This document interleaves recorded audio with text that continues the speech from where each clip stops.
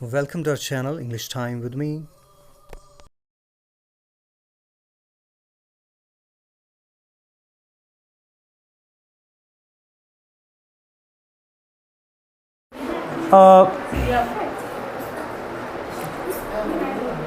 Do you know कि आपको पता है कि अक्सर हम एक एक्सप्रेशन यूज़ करते हैं कि नज़र ना लगे।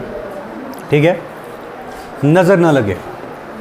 ठीक है, कोई भी आप अच्छा काम करते हैं या आपकी अपनी किसी खुशकिस्मती पर, अपने गुड लक पर, ठीक है, कोई भी चीज़ जो पास्ट में हुई हो अच्छी चीज़, वो जब आप दोहराते हो उसके बाद आप कहते हो कि हाय नज़र ना लगे। ठीक है, या कोई भी आप अपने काम, अपने फ्यूचर के बारे में बात करते हो कि मैं ये करूँगा या ये चीज़ होगी हमारे फ्यूचर में।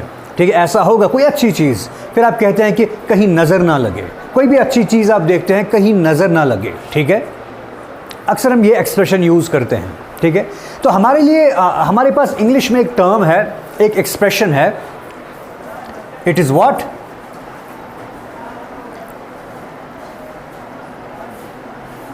Touch would.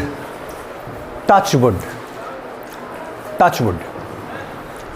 इस चीज़ के लिए आप अंग्रेज़ी में टच वुड कहते हैं। ठीक है, नज़र ना लगे, टच वुड। ठीक है, टच वुड। वुड कहते हैं लकड़ी को, टच कहते हैं टच, छूना। अब मैं आपको ये बताना चाहता हूं कि आखिर इसकी बैकग्राउंड क्या है, टचवुड की बैकग्राउंड क्या है, कहां से ये टचवुड हमारे पास आया। ठीक है, एक चीज़ मैं यहां पर बताऊं आपको कि ये ब्रिटिश इंग्लिश में ऐसा कहते हैं। ठीक है, ब्रिटिश इंग्लिश में इसको टचवुड कहते हैं। हमारे पास इसका सिनोनिम जो है अमेरिकन इंग्लिश में क्या कहते हैं? Knock on would. Knock on would American English है।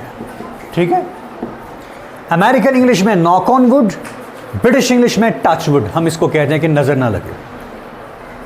अच्छा, इसका हम इस्तेमाल कैसे करते हैं, इसकी बैकग्राउंड क्या है, ये कहाँ से ये फ्रेज़, ये टर्म हमारे पास आई, इसका ओरिजिन क्या है, इसके बारे में भी मैं बात करूँगा। लेकिन एक मिसाल के ज़रिए से मैं समझाऊँगा कि इसको हम यूज़ कैसे करेंगे। ठीक है, टच वुड को फॉर एग्ज़ाम्पल हम लिखते हैं, जैसे मैं लिखता हूँ I have been driving for 20 years. 20 साल से मैं ड्राइव करता आ रहा हूं। But I never had accident. ठीक है, but I never had accident. इसके सामने आप यूज करोगे टचवुड। टचवुड कॉमा करके टचवुड, या थोड़ा हाइफन करके आप टचवुड का यूज़, आप कॉमा लगाएं, टचवुड। ठीक है, या आप यहाँ ये भी यूज़ कर सकते हो, नॉक ऑन वुड। ठीक है, I have been driving for 20 years. 20 सालों से मैं ड्राइव कर रहा हूँ, but I never had accident.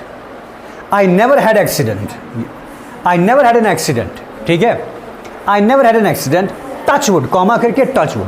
20 साल से मैं ड्राइव कर रहा हूं लेकिन मेरा एक्सीडेंट कभी नहीं हुआ, नज़र ना लगे। ठीक है, या आपका कोई पास्ट का कोई क्या नाम है, एक अच्छी हैपनिंग है, एक गुड लक है, it was a good luck कि आप 20 साल से ड्राइव कर रहे हैं और आपकी कभी कोई एक्सीडेंट नहीं हुआ, तो आप कहते हैं हाय इस चीज़ को कहीं नज़र ना लगे, टचवुड। इस तरह से आप टचवुड का यूज़ करेंगे।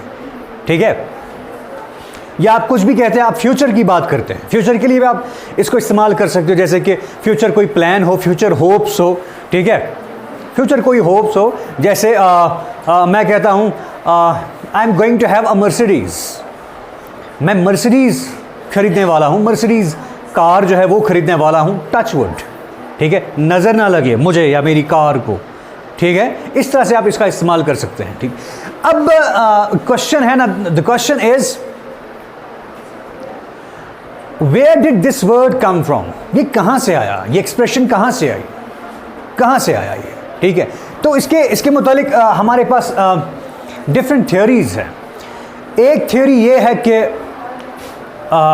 क्या नाम है, जो पैगन वर्ल्ड था, ठीक है, पैगन वर्ल्ड था, नॉन बिलीवर्स थे, इग्नोरेंट पीपल थे, उनका मानना था कि जब आप वुड की बात करते हो, लकड़ी, ट्री वगैरह, कि ट्रीज़ में ऐसा हुआ करता था कि कुछ डीटीज़, कुछ स्पिरिट्स हुआ करते थे, ठीक है, देवी देवता आप समझ लीजिए, कुछ स्पिरिट्स हुआ करते थे, ठीक है, और कुछ खास ट्रीज़ में, ओक ट्री जैसे है, ठीक है, ओक ट्री वगैरह कुछ खास स्पिरिट्स इसमें हुआ करते थे।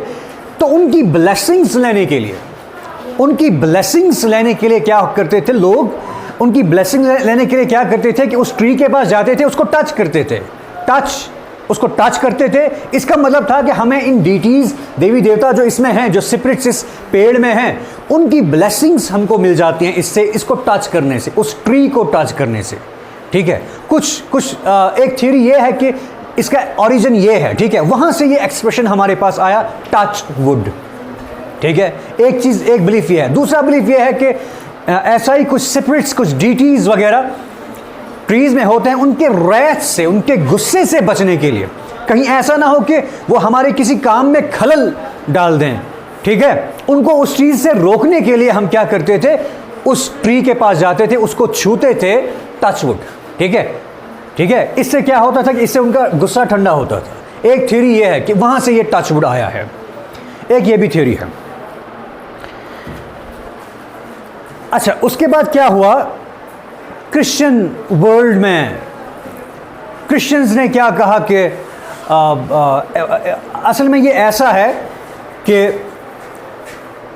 टच वुड जो है, ये वुड जो है basically it is the cross of Jesus Christ, okay, on which he was crucified, ठीक है। आपने पिक्चर देखी होगी, क्रॉस है, जीसस क्राइस्ट को दिखाया जाता है, ठीक है। वो जो क्रॉस है इट वाज ऑफ वुड, ठीक है, वो भी लकड़ी का था, ठीक है, टच वुड, ठीक है, उसको टच करना, उसकी ब्लेसिंग्स, ठीक है, it is said to be, it is considered to be very sacred, ठीक है, उसको टच करना, ये वहां से आया है टच वुड, ठीक है, वो ब्लेसिंग्स वहां से लेने के लिए, ठीक है, उस क्रॉस से ब्लेसिंग्स लेने के लिए एक आप ये समझे कि एक किस्म का रिचुअल हुआ करता था, ठीक है, या एक किस्म की इंपॉर्टेंस थी इस चीज़ को कि उस क्रॉस को टच करने से आपके पास गुड लक वगैरह आ जाता है, ठीक है।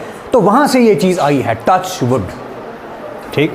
बट ऑक्सफोर्ड इंग्लिश डिक्शनरी जो है वो इन सब चीज़ों का इनकार करती है, और वो अकॉर्डिंग टू ऑक्सफोर्ड डिक्शनरी कि ये एक्सप्रेशन हमारे पास 19th सेंचुरी में आया है, उससे पहले ये एक्सप्रेशन था ही नहीं, इसको यूज़ ही नहीं करते थे लोग, ठीक है। तो 19th सेंचुरी में ये हमारे पास आया था।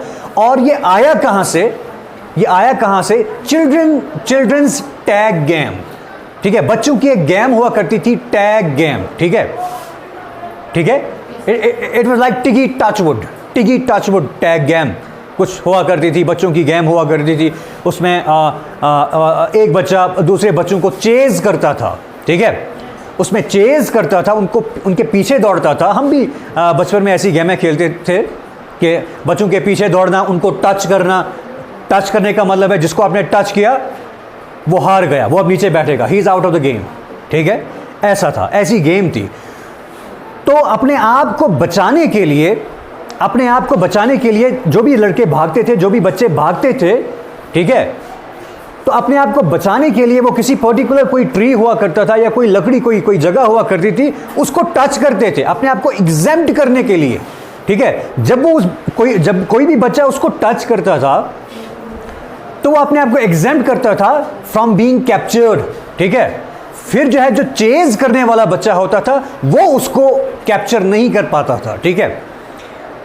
जब वो उसको टच करता था, किसी उस पर्टिकुलर ट्री को या पर्टिकुलर वुड को जब टच करता था, इसका मतलब था कि अब आप उसको पकड़ नहीं सकते हैं, ठीक है, वो जीत गया, वो अब आराम से बैठ सकता है, ठीक है, उसको टच करने से। तो ऑक्सफोर्ड डिक्शनरी का ये मानना है कि ये वहाँ से ये फ्रेज़ हमारे पास आया है, 19th सेंचुरी से ये फ्रेज़ हमारे पास आया है। सो गॉड नोज द ट्रूथ, कि ट्रूथ क्या है क्या नहीं है, लेकिन ऑक्सफोर्ड डिक्शनरी का जो वर्जन है ज़्यादातर एक्सेप्टेबल इसी को समझा जाता है, बिकॉज 19th सेंचुरी से पहले कहा जाता है कि ये वर्ड हमारी डिक्शनरीज़ में नहीं था, इसको यूज़ नहीं किया जाता था। तो 19th सेंचुरी में ही ये गेम हुआ करती थी।